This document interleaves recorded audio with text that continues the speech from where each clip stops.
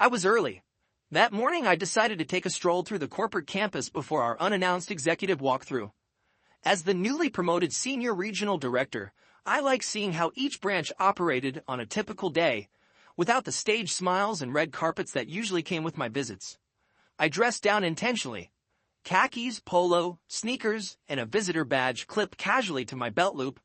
No entourage, no nameplate, just me, a tablet, and a quiet determination to better understand our frontline experience.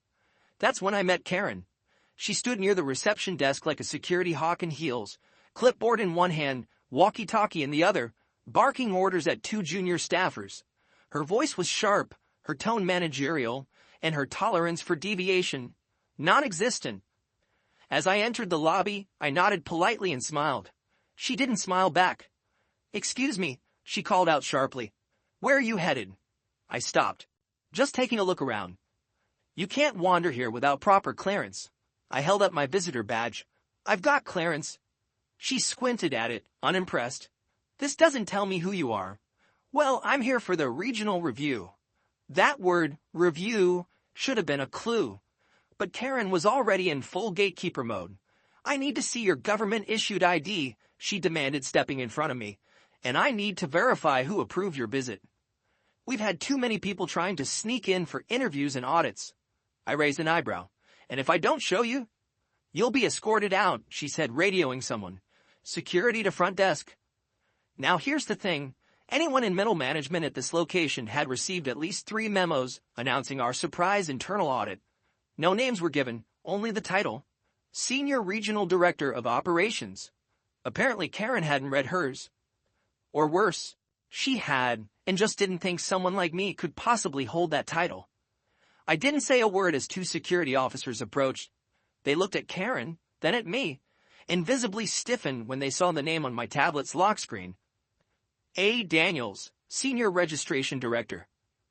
"Ma'am," one officer whispered, "I think you might want to double-check."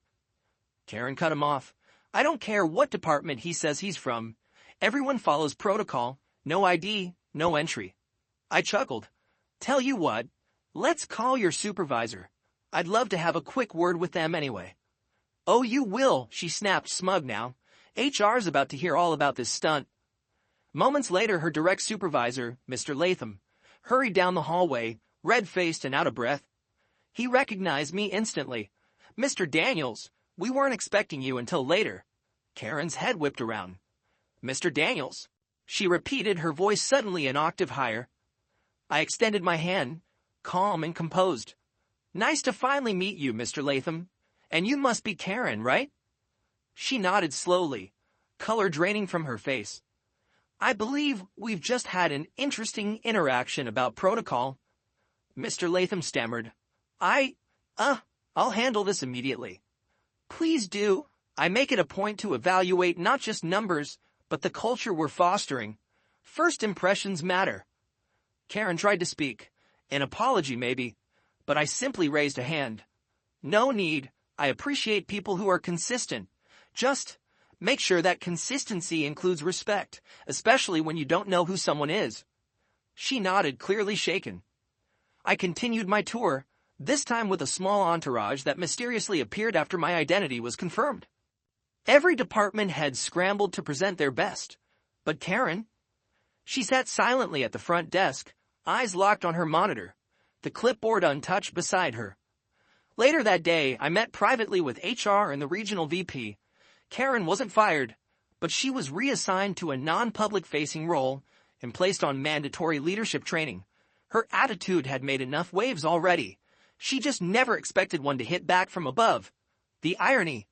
Karen spent her days demanding respect she hadn't earned, and missed the chance to give it to the one person who could decide her professional fate.